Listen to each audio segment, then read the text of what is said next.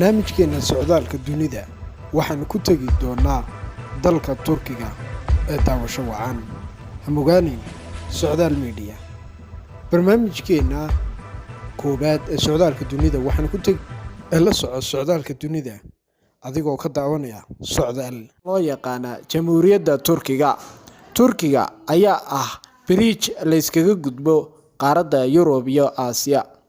dalka Turkiga ayaa waxa xuduud la wadaaga dhinaca waqooyi galbeed dalka Greek iyo Bulgaria.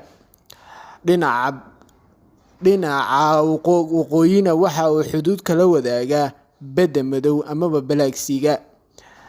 dhinaca waqooyi barina waxa uu la wadaaga dalka Georgia, Armenia, Azerbaijan iyo Iran ayaa uu kala wadaaga xuduud dhinaca bari. Iraq waxa uu kala wadaaga dhinaca waqooyi koonfur bari. Syria iyo Mediterranean Sea waxa uu kala wadaaga dhinaca koonfureed. Aegean Sea waxa uu kala wadaaga dhinaca galbeed. Haddaba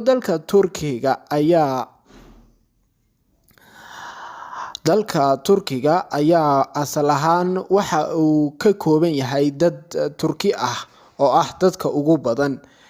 xagga dadka Kurdiduna ay yihiin dadka minority-ga ugu badan. dalkan caasimada looga taliyo waxa weeyaan caasimada Ankara. madaxweynaha dalkan ayaa ah Recep Tayyip Erdogan. caasimada ganacsiga ama caasimada ugu weyn dalka Turkiga ayaa ah Istanbul. dalkani ayaa ah dal muslina. badanka dadka ku noolina boqolkiiba 80 meelahaas lagu qiyaaso inay yihiin dad muslimiina. waxa ku yaala dalkan goobo qadiimiya oo muslimiintu ay qadariyaan.